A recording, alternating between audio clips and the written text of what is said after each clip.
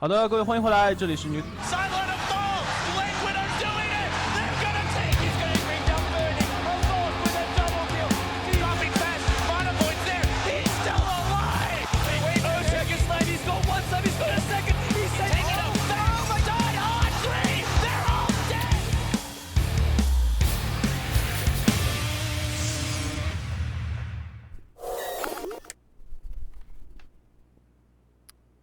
Welcome back already. It's time for game number 2 of our next first game. It's HGT Hyperglory team up against Vici Gaming. I'm Gods, joining me as Basekip.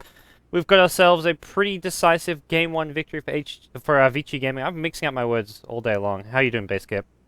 I'm doing pretty well. I have a plan now, kind of, if we have server problems again. So hopefully we'll be able to get that sorted out.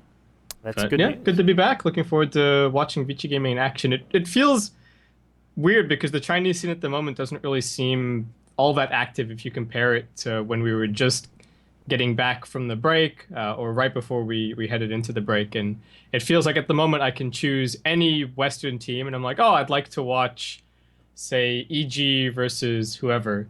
And you can look back over the past week and there's at least, 5 or 10 games to watch. But if you look at teams like Vici or LGD, things like that, I think if you look at LGD's competitive match history, they're scheduled to play 1 game today, and then they also played a month ago, and then the last competitive game before that was 2 months prior. Oh, wow. So some of these teams haven't really had that many competitive games going on. Yeah. It feels like WPC is both a really good thing for the scene, but at the same time it does limit their schedule because there's never any other tournaments overlapping with it. You look at the Western scene, any given night you've got D2L, you've got Star Ladder, you've got whatever other, Dream League being another big one, now Fragbite. There's always honestly minimum 3 events any given night, and generally even 4 to 5 tournaments going on any night of the week. But for the Chinese scene, there's never any overlap. It's only just the one. So you've got WPC 3 to 4 days a week, and then the ECL is also going a couple days a week, but that's only one best of 1 a day. So that's a really light schedule as well. Yeah, and I guess that's the thing is, of course, is that WPC is a LAN event. So I guess the teams are all kind of, there's probably the opportunity to practice and play, but I also, like you said, tournament organizers don't want to be running stuff at the same time as WPC, and because obviously everything is kind of almost organized centrally in China, right? Most of the big teams have contracts with Ace, and everything goes. They do all of the organization. Yeah, Ace or Perfect World or whatever it may be. Yeah, whatever the case may be.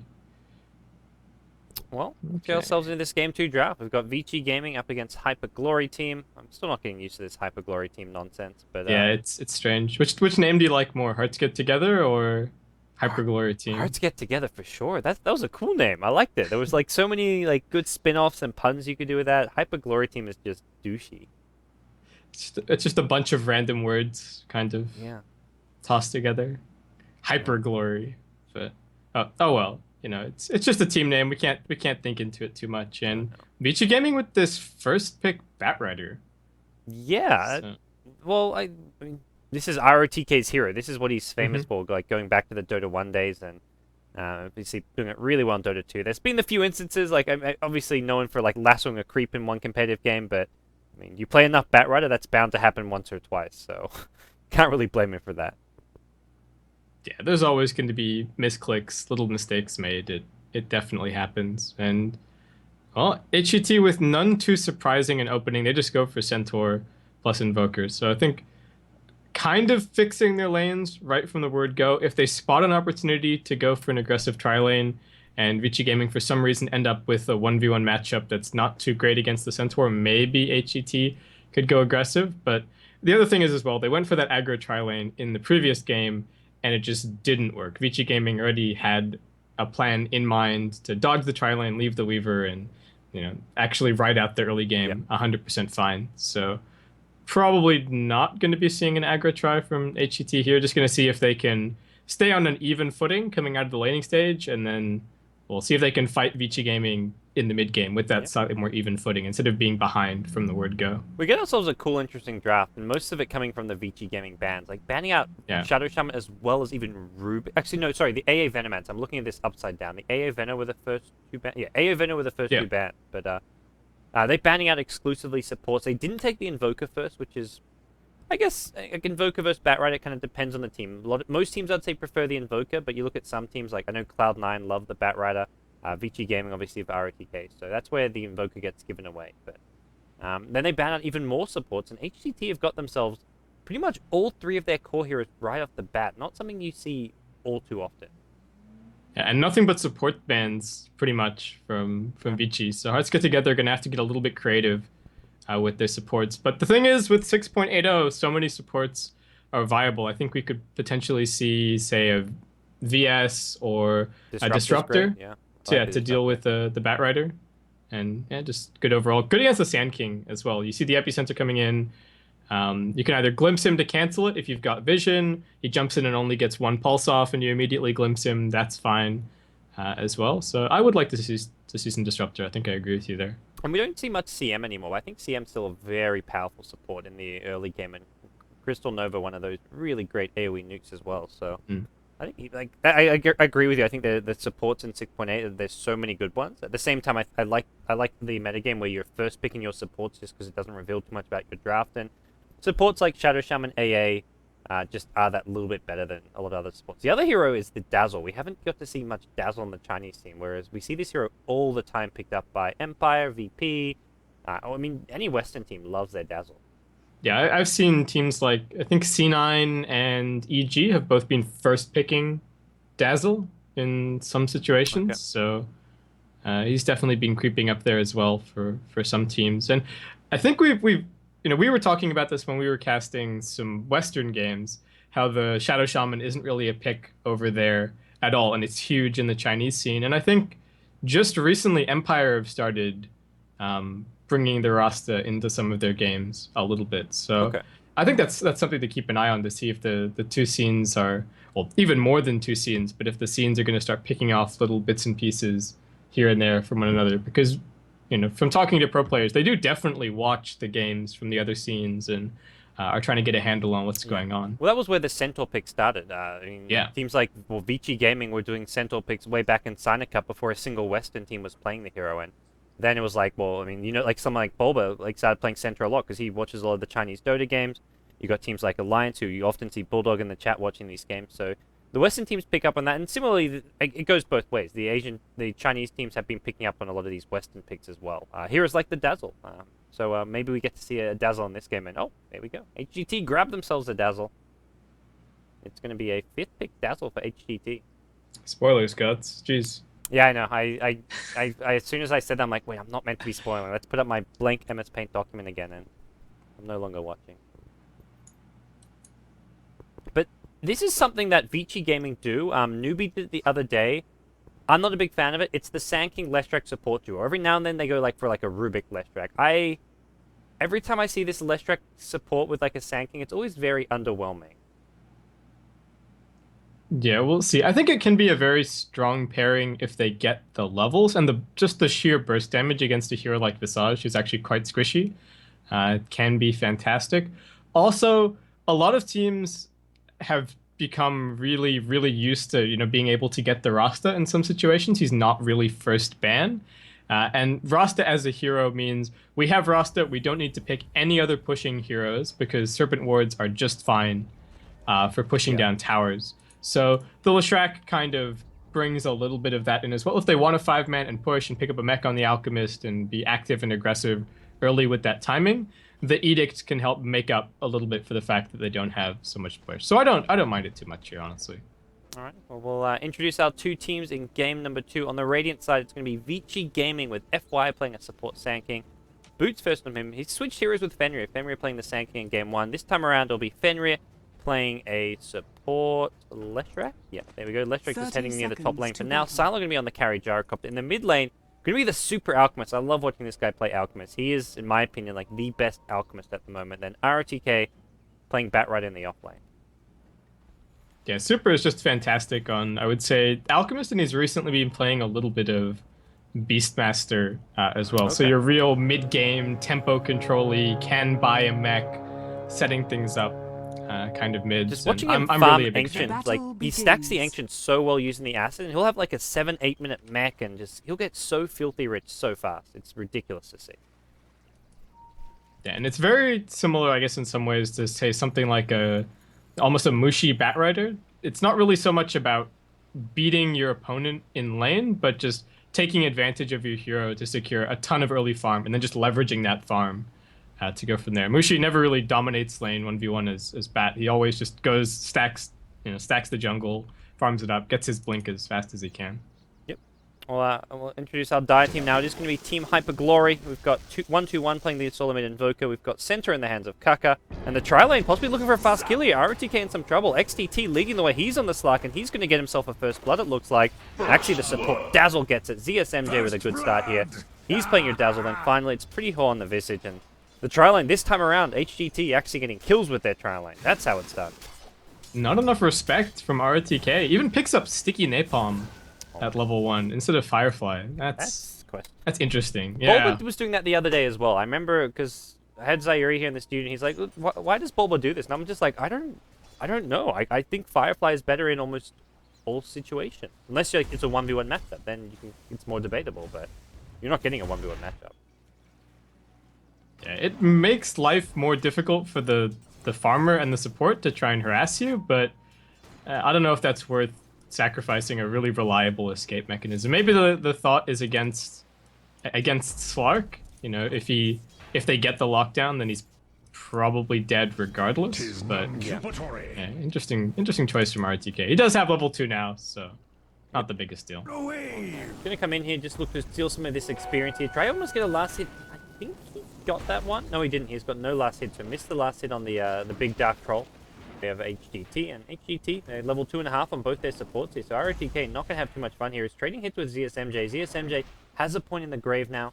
Deciding not to go for the poison touch early here. And, well, yeah, giving up the first blood already. Needs to be careful not to let too much more damage come from this top lane. Yeah, this Alchemist mid is just... It's working out so well for Super. And just in general, the hero is very strong mid. You look at somebody like Invoker, who typically... He doesn't really lose lanes, and even this lane he's not going to lose, but all of your ranged mids, Puck, Invoker, they just can't stand anywhere near the acid spray, and it just secures a whole bunch of really easy farm for Super. Yeah, I think Alchemist in the current meta is best played as a mid. Like, I've seen him every now and then pick played as a support, and I think the support Alchemist is very underwhelming since the stun nerf. But mid lane with acid, he's still fantastic. The acid has not been touched in the last patch, I believe. I don't think so. No, I think it was just the concoction tweaks. That would have been the only thing. Well, for now, yeah, he's doing great in this mid lane. Hasn't started stacking Ancients. He's actually in some trouble here. He's going to start chilling a stun here. The Tornado going to go flying through as well. Got to get this one off. 1-2-1. Whew, that was close to a kill going the way of the Invoker. Super. I think cut that one a bit finer than he was expecting himself, because that almost was a killer. Yeah, fortunate that he had that Invis rune. Honestly, and I guess good job as well not panicking and popping the invis right as he got cold snapped, because the tornado was ready to go. Yeah. And I believe that should dispel invis. It definitely dispels DD, it definitely dispels haste. I'm not 100% on invis though, but my best guess would be that it does as well. Okay. Yeah, I actually never considered that one, but yeah, I think you'd be right there. So for now, Centaur, he's left this off lane. He's gone into the jungle for a bit, trying to just finish off his Tranquil boots and going to just stack up one more camp probably before healing himself up. So he's done okay, getting level 2.5 here. And compared to the Batrider, ROTK level 3 already. Hasn't got any farm though, and this is where ROTK has not really done as well as he normally would in this offlane scenario. The lane ward, something which is fairly standard in past like safe lane tri lanes, but we don't actually see much lane wards coming out as much as we used to from teams when they go for these tri lanes.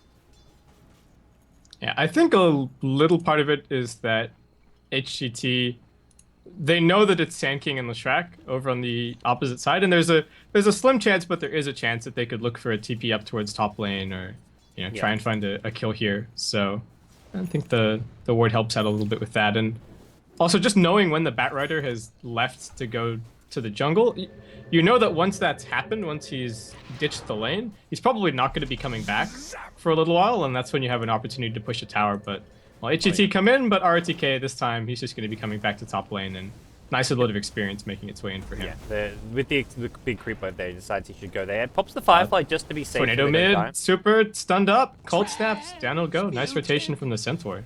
This is why I love the Centaur. He can actually gank and roam so well with no levels, no items, just because that level 1 stun is so good. Hoof Stomp, level 1, 2-second stun, fantastic follow-up for any kind of initiation. And even just level 1 double edge. Level 1 double edge is 175 damage.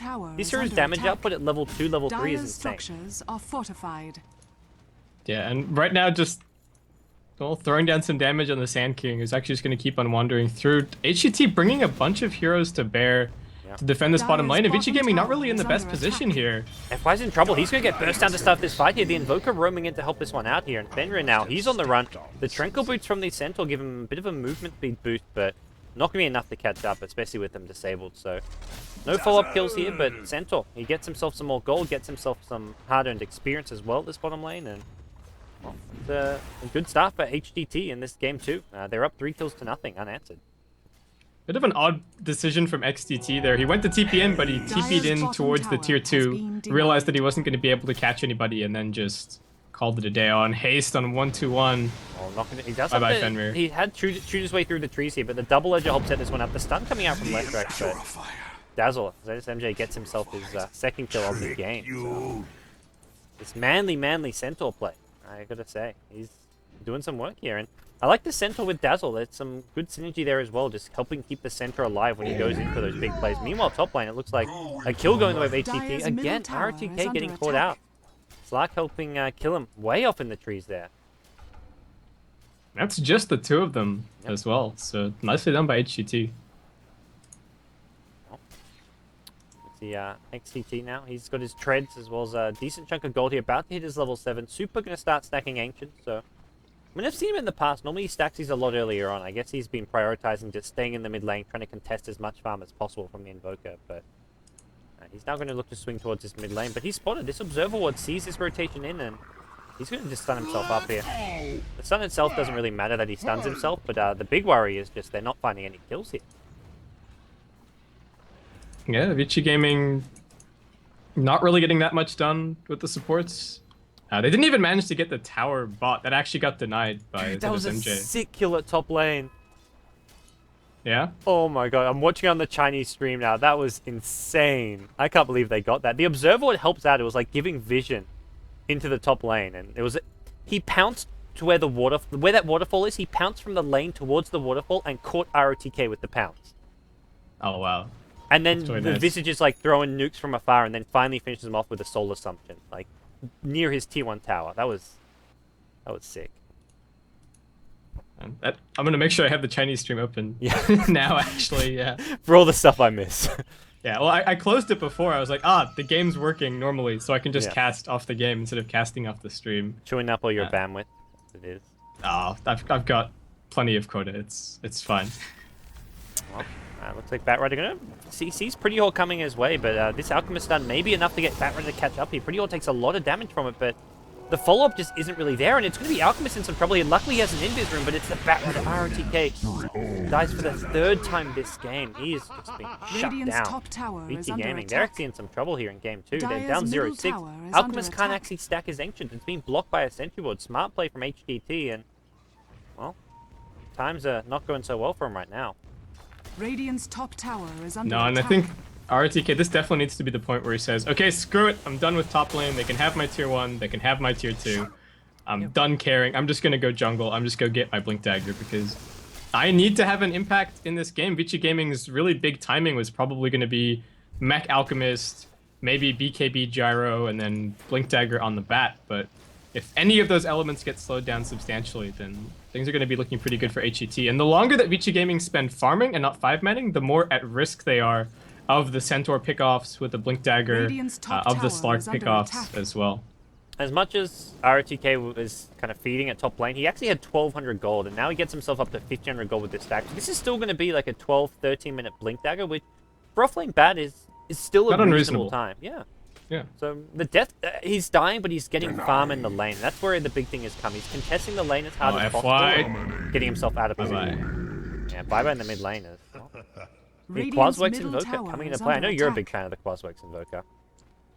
Yeah, it is. It's very, very powerful and not nearly as level dependent, I think, as QE. I mean, 1-2-1 is just wandering the map, setting up kills, and so long as you don't die too much in the early to mid game, then your levels kind of just handle themselves with all of the pickoffs.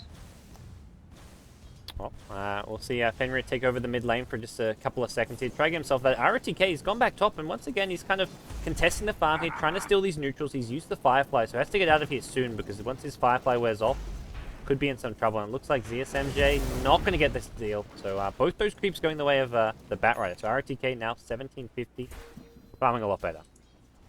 And this Centaur is messing with me. I looked at the bars at the top. I'm like, oh god, Centaur is at 10 HP. What have I missed? And he's jungling with double edge. I think he's gonna go for this. Yeah, there we go. Didn't even need the stomp, I don't think. But play it safe, play it safe. He's going back to base anyway. Yeah. So nice farm on the Centaur. 1800 gold. He's matching the pace of RTK on this stagger timing. But you have to remember RTK got slowed down. And actually looks like RTK, what's he up to? Was that... Okay, not his buckler recipe, I hope. Oh, I saw a buckler recipe in his inventory, yeah, and I was like, what? And no, it's, I guess, just for the alch. Super takes a lot of Radiant's damage to finish off the bottom Yankees tower here, but he is does manage to under do so. It looks like HGT going to Radiant group up towards the structures bottom are lane. fortified. They're going to bring ZSMJ with them. They've got Arcane Boots on the supports, and this is where all these kills they're getting is helping out these supports a lot. You look towards Vici with the Buckler. You've got Dazzle with Arcane Boots already. Meanwhile, Vici Gaming, their farming levels on the supports are nowhere near as impressive. Radiant's Sanking bottom actually working tower is close under to a Blink attack. Dagger here, so actually his Blink timing may be the first to come, because FY has not really left this jungle too much. Oh no, so I think... No, did he sell it? It looked like the Alchemist bought a... Yeah, no, he does have a second buckler recipe. So RTK put his buckler recipe on the ground, and he's bought another one because the autocomplete has messed with him a little bit. So that's going to slow down the mech just slightly. And if Super dies Radiant's right on the bottom cusp tower of is finishing under mech, attack. that's the reason. And you've got RTK Radiant's and bottom poor tower communication has to blame. fallen. So, yeah, that's to say, so ROTK is to blame. That's Basically. the short form of this one. Is that the summary of this game as well up to this point? Dire's middle tower I mean, he's is under attack. applying. This is one of those things. Like so many games, you'll see ROTK like dying in the offlane, but whenever he's doing so, he's applying a lot of pressure and actually getting good farm out of it. So, if you look towards this, he's got a Space created. Yeah, it's space creation. I mean, space creation often just a euphemism for feeding, but I think ROTK manages to get the best out of it. We're going to see mid lane Blink Sand King going to go in on 1-2-1 here. This is going to be a kill here. Perfect chain stun. That's the importance of the fast Blink Dagger on the FY Sand King there. They get the kill there with a nice chain stun. Yeah. So Vici Gaming are now Dire's ramping middle into their tower is timing. under attack. RTK not even slowed down that too much on the Blink Dagger. He's coming in mid, ready to smoke up, ready to look That for was- pick off. And A weird smoke. yeah, and HGT, how they take these fights are pretty much going to determine the game. Oh, Centaur with a Blink Dagger. He gets a 2-hero stun here. Super has started channeling his unstable concoction. Now gets poison cuts up. Needs to throw the stun. Will do so. Catches that XGT. Ton of burst damage going down. The Slark going to get blown up by a gyrocopter cooldown. It's a 2-for-1 trade to the mid lane. The Invoker, well, already dead on the sidelines. And they really needed the Invoker there for that fight. They couldn't afford to fight without the Invoker. I think that was really questionable. Jump in. Radiant's top tower Super is taking a under lot of attack. damage here. And with his EMP Tornado, that's going to be the death of the Alchemist, and FY in trouble as well. He's got no mana, can still blink without mana, and looks like he'll just get his way out of there. So, still an okay trade. 2 for 2. I mean, I guess 2 for 3 if you count the Invoker dying at the start, but that was kind of an unrelated trade. So, not terrible for HGT. No, but I do agree that taking the fight without the Invoker was a little bit strange. They've even got a glyph ready, so they could have just stalled behind the tower for a little bit, thrown some heals onto their own creep wave to keep it spammed out, and as soon as the Invoker was respawning, then Stampede, jump in, go for the stuns, look for the fight. But things still worked out okay, and again, if they can just make it through the next little bit and don't let Vici Gaming ramp up too much, then we've definitely still got a game on our hands. Because They've got Vici a Shadow Gaming... Blade. Yeah. XCT is huge on this slot. Yeah, he's very farmed. So, well, Shadow Blade on Slack. 4-staff complete on the Invoker as well, so I feel like their item pickups right now are actually pretty scary. The mech on the Vici is probably the one thing they're really waiting for before they can take team fights pretty much head on. There's so much AoE in Vici Gaming, they really need this mech. And it's like we're going to have Bit of an engagement here. Centaur Blink Stun only catches that ROTK, but if they can kill ROTK before he lashers, it's great. He gets no mana from the EMP. Soul Assumption finishes him off. Meanwhile, Kaka taking a bit of damage here. Doesn't have the Stampede anymore. He's getting chain stunned up. He'll be a casualty of war, perhaps. The Grave going to keep him alive a bit longer here. Force Staffed away. He's still alive for now. One more right click from Super. That'll finish him off. Burrow Strike comes through from the Sanking. Epicenter to follow. This will be the death of the Visage. 2 for 1 so far. Sylar getting low. He's being chased down by some familiars. Not going to matter for now. It looks like the main fight going on here. XTT still barely alive. Shadowblade's up, gets a bit too close to the tower. Burrow Strike comes through, finishes them off, and HGT in even more trouble if Invoker can't get out. He'll make his way out, but it started off looking okay, killing off ROTK, but it ended oh so badly. Yeah, and I think going for a 5-man smoke there was just a very strange decision. They've got good pickoff power with the Slark moving around by himself. They've got really good tower defense with the Invoker, and they're just taking fights in empty space. RTK again in some trouble. Yeah, this is a bit better. This is just fighting when they know Vici Gaming don't have numbers. Familiars actually, don't lose those Familiars. They're going to drop down to the ground here. It looks like TP out from the side. And, well, they lose the Bat Rider once again. No, but like this is space created. Mid tower is going down. They give the last hit to Sylar. That's almost his BKB. I feel like saying, oh, they lose the Bat Rider is getting a bit redundant by now. 0, 6, and 2 RTK. Yeah, RTK is dead. You know, it's par for the course. This is his trademark signature hero. This is the RTK Bat Rider we're seeing here in action. Don't worry, the Super Alchemist has got this. Yeah, he'll make up for it. This is why Burning was unsure about teaming up with ROTK after TI3. We're going to see a Blink Stun coming out. 1-2-1 should be okay here. The Familiar's actually stopping any follow-up, but there comes your Unstable Concoction. Weave coming out as well. FY taking a lot of damage on the front lines, and Force Staff out nicely used. Going to keep 1-2-1 alive as well as a Shadow Wave. Meanwhile, Visage, the Familiar's actually finished off tanking. Well. Damage not done here. There's a Blink Stun in a second if the Centaur wants to go for this. Trying to get the 2-hero stun. Doesn't do so, but he kills off the Alchemist. Cooldown. Gonna finish off the Centaur. The retaliation is here. Looks like Vici Gaming, they want to fight an ROTK. He's come in. He has to use the lasso here. Once they finish off 1-2-1, Force Staff forward. Blink, they're going to keep up. 1-2-1 will go down. ROTK gets his first kill of the game. Well played, ROTK. And that looks like HGT they just get a bit too over-aggressive once they think they have a good fight to go their way.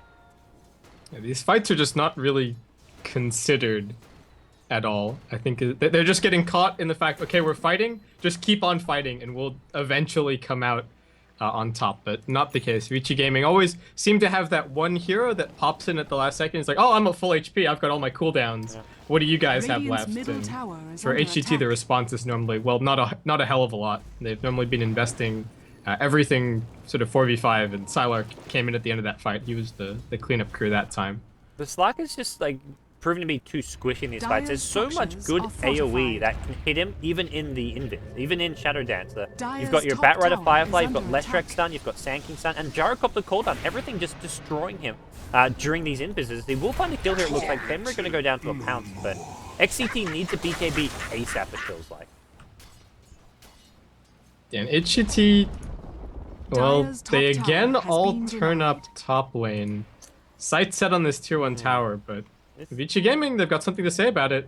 Yeah, FY's off to the side, Epicenter ready. Yeah, it's a level 1 Epicenter, but we'll see if they go for this one. Defensive Weave being used. Alchemist telling a stun here. Maybe going to go for this Tower Tonight. Here goes RTK. He's going to blink lasso. Finds the Invoker. Invoker does for full stuff if he needs to use this to get out. So he'll manage to stay alive for now. Epicenter to follow things up. Sylar with a BKB. He's trying to clean up house here, but he can't actually kill anyone here. They haven't got detection for XCT. He's still alive. Pounce out of there. Vici is the only one to take a fall so far, and it looks like ROTK wants XTT. The Dark Pact is there. We'll get the kill. Actually, the Fire Strike finishes him off. ROTK goes down to get it. Meanwhile, a nice 2-hero stun from Kaka. Poison touch out on Sylar, and with no BKB, Sylar has to be very careful. ZSMJ just goes man mode. He's like, I'm going to tank you guys. I've got some Shadow Wave damage for you. But he goes down in the end. 1-2-1 needs to be careful. Alchemist Unstable Concoction will follow him down, and he's kind of left standing on his own. The Centaur's trying to thinking about re-engaging here. He's got to blink. He's got to stun to fold things up. Super may go down for this. Is there enough damage to finish him off? Centaur taking too much right click. Sylar going to keep on chasing Kaka. No blink for 5 seconds. Blink, stun. He goes down. He saved the Invoker's life, or did he? Super got another stun off here. It looks like 1-2-1. Trying to turn around. 1-2-1. Every single time he gets out alive, he thinks, oh, let's re-engage it. Every time it's gone poorly for him. He's now sent pretty Hoarders down. He's just getting his teammates killed time and time again, it feels like. This time around, he'll try and save him with a Force Up. The Alchemist Unstable Concoction goes on a 1-2-1. It looks like Vici Gaming going to be forced to retreat here. Super. No Chemical Ray taking a lot of damage. Has got the mech. This fight's gone on for so long. He's got a second mech. Sylar will be healed up in just a second. Use your mech. He does use it. That keeps Sylar alive just a little bit longer. His BKB is almost back up. Sylar pops a one. Has a BKB now. Will he use it? Does do so immediately. The Grave coming out on 1-2-1. He's still alive. Just barely. This Invoker just does not save die the fight. That just keeps on giving here. Burrow Strike out from FY. Catches XTT. XT will get lassoed up. The second lasso of this fight. An ROTK. Another kill going Vici Gaming's way. The Invoker somehow did not die in the end there. The only hero not to die. Meanwhile, his teammates died 2, 3, 4 times in that fight. And somehow 1-2-1 is like left standing on his own. There was some point in this game where HGT were, what, 8-0 up? And after that bloodbath of a fight, it's actually Vici Gaming in the lead by 1. I think we saw, what, 2 BKBs from Sylar, 2 lassos from ROTK, probably 3 EMPs, 2 mechs. I saw like 7 Burrow Strikes, I want to say. Yeah, just a disgusting amount of Burrow Strikes. FY played that fight really nicely. The only moment that was a little bit shaky was when he was trying to decide between Burrow Striking the Centaur and Burrow Striking the Invoker. Yeah. And they ended up deciding to chase down the Centaur. But Vici Gaming, all of that, and they still managed to hold on to the Tier 1 tower at the end of the day. That was just beautifully team fought from them. And just HGT this is like watching CIS Dota when you see a team get off to a good start and they just keep on trying to man fight and it just does not work in their favor and it's not the right play to move. FY maybe gonna get caught out here. Does get the blink off before the poison touch damage kicks in, gets blink hoof stomped here by Kaka. Just maybe a kill on FY. Does get a Burrow Strike off. The Stampede now being used to try chasing down. FY has a blink in a couple of seconds, throws down the Sandstorm. He's got the blink. Oh, just gets away. Poison touch gonna come in, not gonna set in. Actually gets disjointed, so Sand King, nice little juke there, and that's a lot being invested to try and get that kill, and they don't actually get the Sand King, so FY, he's a bit of a magician as far as support plays go. That was tense. That Sandstorm was super clutch. There's always these moments, and I think the other big one, you know, where you're not the one playing, but you can, like, your heart's racing as well. I think the other big one for me was the EG versus Team Liquid finals of the Star Ladder. Of Star Ladder. Yeah. That game 3. Quick run on the Tinker. I was like, oh boy. I was not playing that Tinker, but I can't imagine what that must have been like. That was a crazy intense game. But anyway, side notes aside, Vici Gaming looking really good, up a kill. HGT looking a little bit lost, just kind of meandering around right now. XCT not really applying pressure. He's just off farming in the jungle, and well, things looking pretty good for Vici. They've now got a BKB up on the Alchemist as well, so Super's not going to be caring about the Invoker in the slightest. The Centaur initiation has its edge taken off a little bit, and HGT don't really have that much right-click coming from the Slark at the moment either, so his BKB heroes are going to be so hard to deal with. Yeah. Well, he's just not a very good 5v5 hero to begin with. He's so much more centered around finding pickoffs on the lone hero, farming, moving around the map, putting pressure on the supports. But the way that HGT chose to play this game was to just continue to force 5-man fights, and I think they could have, just been defending with the Invoker, playing back defensively, even split pushing a little bit with the Slark. With Dark Pact and your heal, you're not a bad split pusher at all, and that's what we're seeing from XCT now, but feels a little bit too late as Vici Gaming already slamming away at this tier 2 mid. I don't think it just would have come out so much faster. He gets like a 14-minute Shadow Blade, and this BKB has taken him a full 10 minutes plus to build right now. As it looks like a tier 2 tower will go down in the favor of Vici Gaming. Gyrocopter picking that one up. Not only a BKB, he's got enough money for an MKB to go with this, so his damage output is going to start getting incrementally higher. And well, for Vici Gaming, they've taken 5 of the 6 outer towers. They maybe want this last tier 2 bottom, but with Gyrocopter TPing top, probably a good idea just to wait till it's a bit safer until they're more grouped up to go for that one. Yeah, and Vici just going to establish a couple of wards here and there, grabbing some more farm around the map. And HGT, we still have this little group of heroes that just aren't really getting all that much done. And the Invoker, he had such a fantastic start to this game, moving around, setting up kills, counter-initiating, and things have really slowed down for him as far as the farm progression is concerned. I mean, Ultimate Orb is a pretty underwhelming item for the cost. It really does need to get to that Hex somehow. Why, once again, bottom lane being the one initiated on, but very rarely going down in these games. And Yeah, I agree. You need the full complete Scythe of Vice, and with just 1k gold up his sleeves, 121 is still a decent ways off of the completed Hex, so not going to see too much as far as, I guess, advancement from HGT, apart from the BKB on Slack, which is coming a lot sooner, but you said it earlier, it doesn't feel like this BKB is going to turn things around with the Slack just not being hard enough. Yeah, is the Slark in his BKB going to be able to beat the Alchemist or the Gyrocopter to death? I'm not convinced. Not Especially Gyro. because, yeah, Sylar has just been coming into the fights at such good times as well. He hasn't really been going all gung-ho. He's made sure that it's at the right opportunity. XCT gets jumped here. There is a Grave. Epicenter coming in, so this MJ tries to force step up onto the high ground. Won't be able to. Pretty Hog gets jumped, pops the mech just for himself, and this is a retreat stampede. Holds up this MJ. Don't think he's going to be able to get out of here. RTK is still in the chase. Doesn't look like it, and they're going to chase down XCT as well. FY gets him with a Burrow Strike. It looks like they're going to abandon the Dazzle and go for the Slack instead. Could look for a pounce onto the high ground, not going to get it off, so smart play. Let Dazzle live, kill the Slack instead, and they'll get a tier 2 tower to follow. Very Dire's nice, bottom tower very is nice under fight attack. taken by Vici Gaming. I mean, FY not choosing to jump onto the Slark and throw more lockdown onto a hero that was already graved and about to escape, just focusing on the supports, making sure that they stay away, Dire's bottom tower and has looking to fallen. pick up some additional kills. But yeah, Vici, 2 pickoffs, another tower, and gonna get some damage down to the tier 3. Yeah, Silo's just massive at this point. He's got Radiant's 2.4k middle gold tower is after under finishing his attack. MKB. He's 7-0 and 9. When you talk about MVPs, last game it was FY picking it up, and I look straight towards Sylar for this game. He has played an absolutely incredible game on that Gyrocopter. Coming to the fight to the right time, using his BKBs, his cooldowns have been on point, and they've been the main reason to turn the fights around. RTK is going to grab the Centaur here. They want to kill him off before he can get off that sun, and it looks like they will succeed in doing so. Sylar just cleaning up with the Black Cannons. He's got himself a double kill so far, forces the Vici and Invoker back, and they'll get the tier 3 tower. They'll back off now with Centaur buying back. They don't want to Radiant's top overcommit to tower this, and is under attack. well, they just regroup here. They're going to just reassess the situation, decide they can have another go at these Dire's Raxes here. bottom BKB's barracks still are up on under Super, attack. and he's going to channel the stun. Good for an engagement here, it looks like. Oh, stuns himself, pops off the Chemical Rage. Needs to be a bit careful here. FY just helping keeping alive, and these Raxes going to take a fall. Nothing HGT can do about it. Dire's bottom Yeah, they had the barracks Chemical has Rage fallen. ready. They've still got mech. They've still got BKB on Super. HGT, are they really going to fight over a already dead lane of Rax? Well, they're going to Stampede and blink in, but that didn't accomplish all too much here. Burrow Strike comes out. That's on 1-2-1. That's a dead Invoker. Possibly even Morgan to be taking a fall soon. Pretty Horse needs to stay as far back as possible. The flak damage doing a lot in an AoE here. Everyone from HGT just copying massive damage. And Invoker, he buys back for this. Where's the fight? What are you buying back for? It's a blink stun. Will catch RTK, but he gets forced about. The cooldown being thrown around in return. 10 seconds till Silo's BKB, and once that is up, the fight's over for HGT. They may lose the Invoker here. Burrow Strike, Epicenter coming through from FY. He's going to try to finish off Kaka here. He's on the run. He's graved up. He's very low. Invoker just died back, and with that, I think it's all over. I think Vici Gaming have secured themselves a 2-0 victory here. ZSMJ taps out, and Vici Gaming have done it. 2-0. Dire's middle tower That is was under some attack. questionable play from HGT under pressure right at the Radiant end. Victory. The Rax was already dead. The Centaur buyback was already like, okay, that's probably going to end up being a waste. And then there's this thought running through your mind of, okay, guys, we have to make the buyback valuable. We have to make this not a mistake. But That was- Vici Gaming still had so many cooldowns ready, and it was just a really easy fight for them. That was just a mess, that entire last fight. I mean, even up till then, things had already become a mess. It was something like a 15 to 20k gold deficit by the end of the game.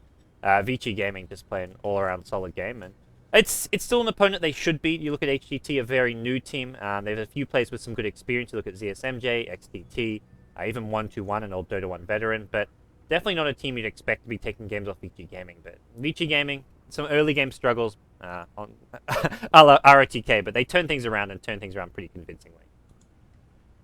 Yeah, very, very nicely done. And well, HGT, I think they played well actually. You know, in this series, a couple of shaky moments as far as decision making was concerned, but overall play was good. So I think it's just the captaincy and the teamwork that needs to really come together.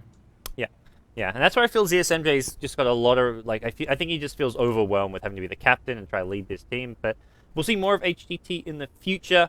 For now, guys, we're going to be taking a quick break. We've got our second match of today starting in about 30 minutes' time. That's going to be Titan up against LGD. Winter will be joining me for that game, so a big thanks for joining me for this series, Cameron, as always. Hope you enjoyed it.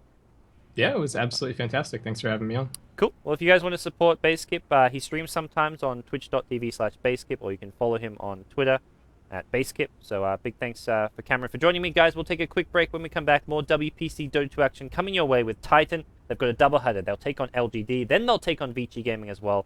We've got 2 more Titan games, and then we've got tomorrow as well. So we've got 4 more Titan games left before they leave China. But guys, we'll be back soon. Stay tuned.